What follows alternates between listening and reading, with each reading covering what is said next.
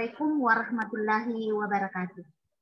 Hamdan wa syukran lillah, salatan wa salaman ala rasulillah. Allahumma salli ala Sayyidina Muhammad wa ala alihi wa mawala. Ananda sekalian, bagaimana kabar Ananda hari ini? Ibu berharap mudah-mudahan kabar kalian dalam keadaan sehat walafiat. Amin ya rabbal alamin. Pada hari ini kita akan mempelajari mata pelajaran Al-Quran Hadis. Sebelum kita memulai pembelajaran Al-Quran Hadis hari ini, marilah kita bersama-sama berdoa. Doa dimulai. Bismillahirrahmanirrahim. Rabbi syrah li sadri wa yassir li amri wahlul 'uqdatam min lisani yafqahu qawli. Amin ya rabbal alamin. Doa selesai. Ananda sekalian, pada hari ini kita akan bertemu kembali dalam pembelajaran Al-Quran Hadis. Sebagaimana untuk materi hari ini yang kita akan pelajari adalah Al-Quran Mukjizat Nabiku. Al-Quran Mukjizat Nabiku. Bagaimana minggu yang lalu kita telah mempelajari tentang keotentikan Al-Quran. Keotentikan Al-Quran yaitu terdapat dalam surah Al-Hijr ayat 21.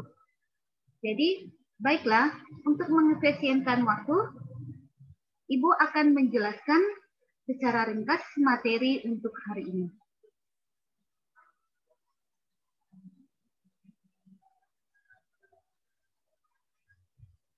Ananda sekalian, kompetensi dasar untuk hari ini kita akan pelajari adalah kompetensi dasar 3.4, yaitu menganalisis kemukjizatan Al-Quran.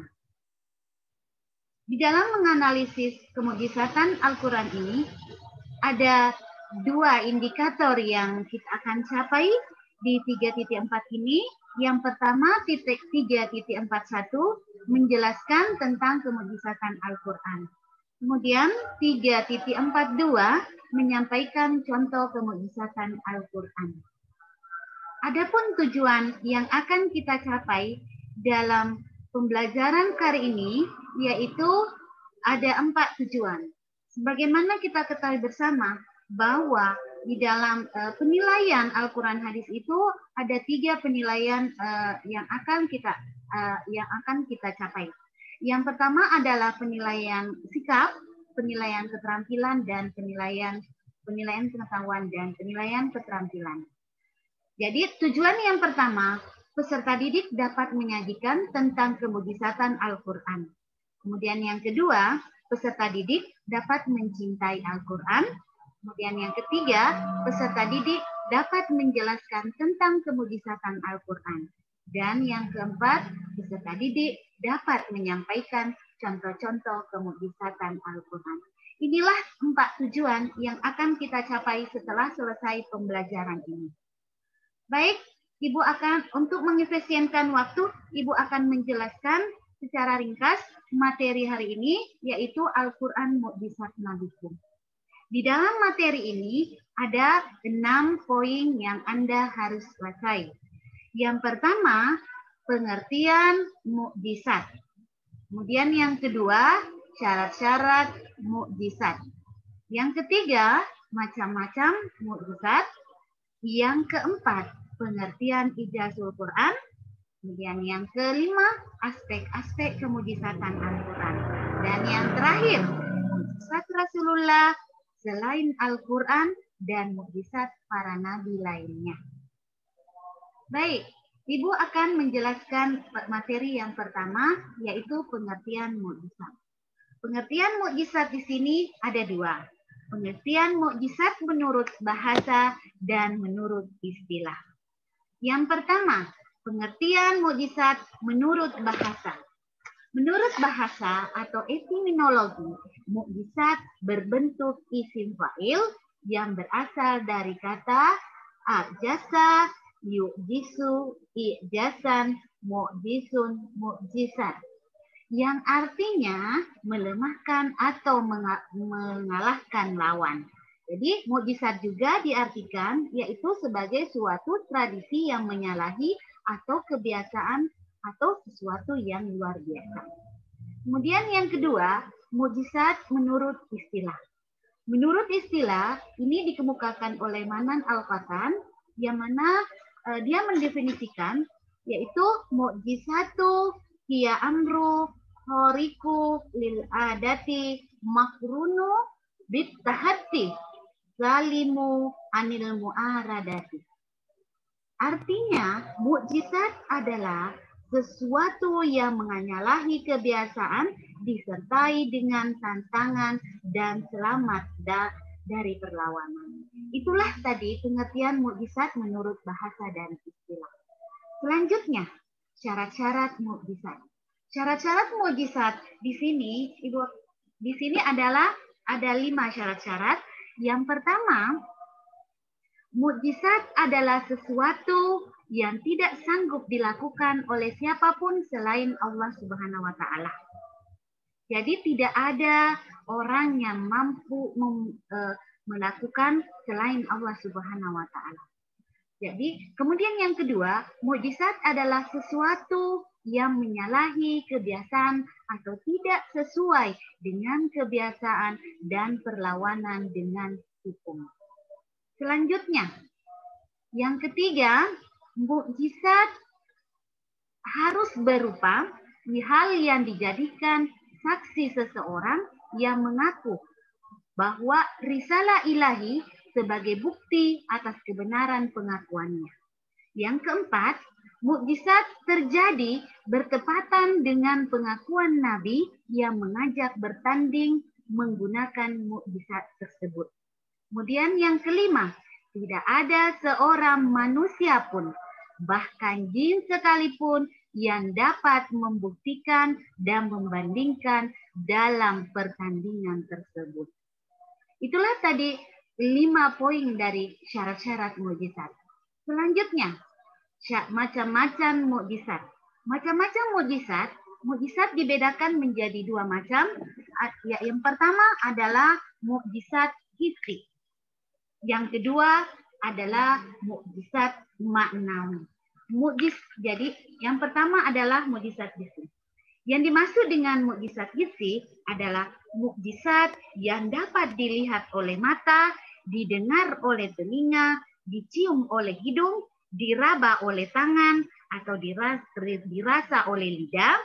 Tegasnya dapat dicapai dan ditangkap oleh panca indera.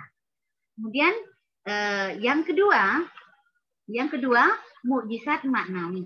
Mukjizat maknawi ialah mukjizat yang tidak mungkin dapat dicapai dengan kekuatan panca indera, tetapi harus dicapai dengan kekuatan akal dan kecerdasan pikiran. Itulah yang dimaksud dengan mukjizat maknawi. Nah, selanjutnya pengertian ijazul Quran. Pengertian ijazul Quran. Ijazul Quran adalah teguhnya kehebatan Al-Quran di hadapan kelemahan manusia dan jin yang tidak akan mampu membuat karya sehebat Al-Quran. Selanjutnya, aspek-aspek kemujizatan Al-Quran.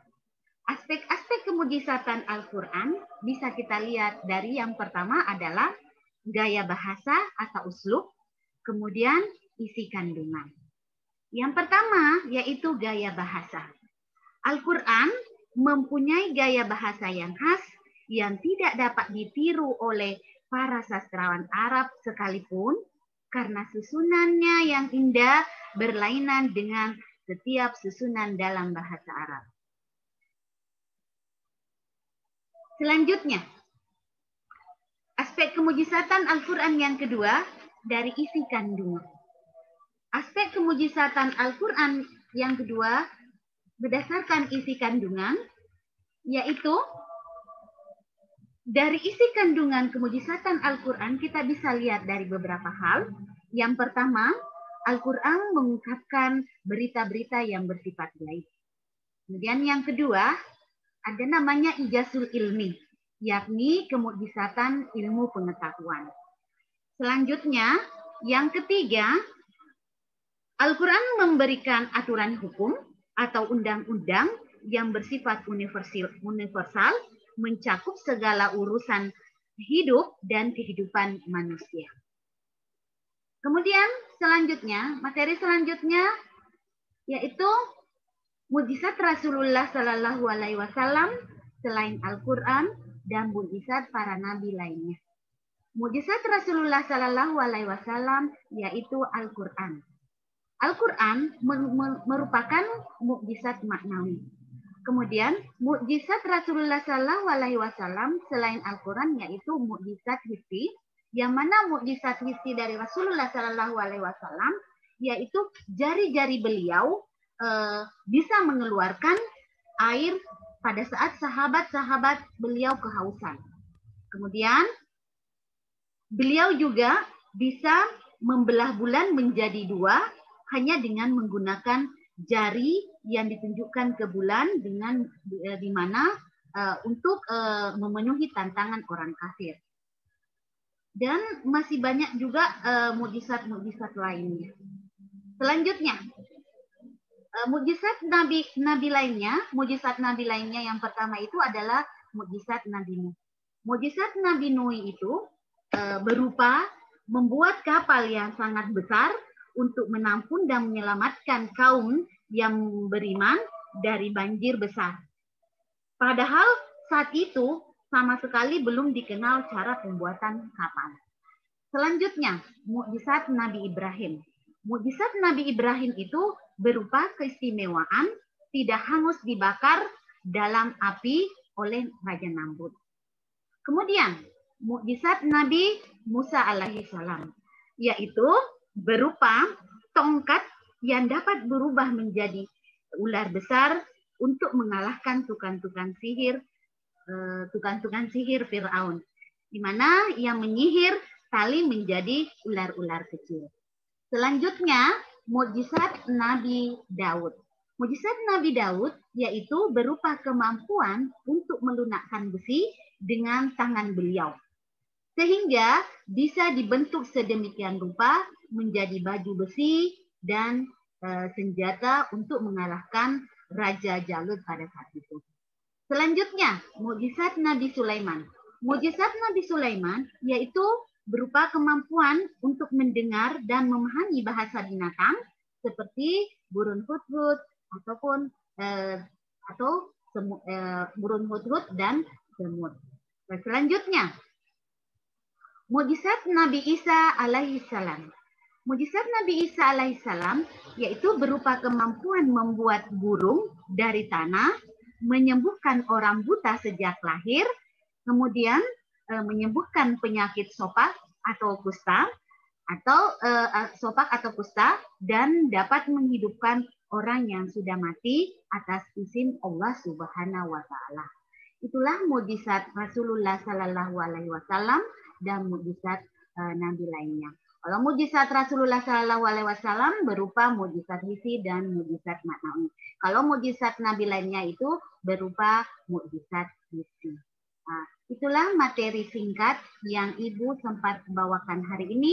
Sebagai kesimpulan hari ini, mukjizat yaitu keistimewaan dan kehebatan yang dikaruniakan oleh Allah Subhanahu wa taala kepada para nabi dan rasul sebagai bukti kebenaran risalah dan ajarannya. Mukjizat juga berfungsi sebagai sarana untuk mengalahkan orang-orang yang menentang para nabi dan rasul. Itulah materi singkat hari ini. Kalau ada yang kurang jelas, kalau ada yang kurang jelas dengan materi yang Ibu sampaikan hari ini, bisa kita bertanya jawab di WA grup kalian. Jadi sebelum Ibu tutup materi hari ini, saya berharap kepada anak-anakku senantiasa rajin belajar di rumah, rajin mengerjakan sholat, kemudian ingat karena kita sekarang dalam masa pandemik, usahakan Anda selalu menjaga kebersihan, menjaga kesehatan, dan ingat patuhi protokol kesehatan dengan cara Anda senantiasa mencuci tangan, kemudian ada jaga jarak, dan senantiasa memakai masker. Saya kira itu saja yang perlu saya jelaskan hari ini. Wallahu muwafiq ila aqwamit thariq. Assalamualaikum warahmatullahi wabarakatuh.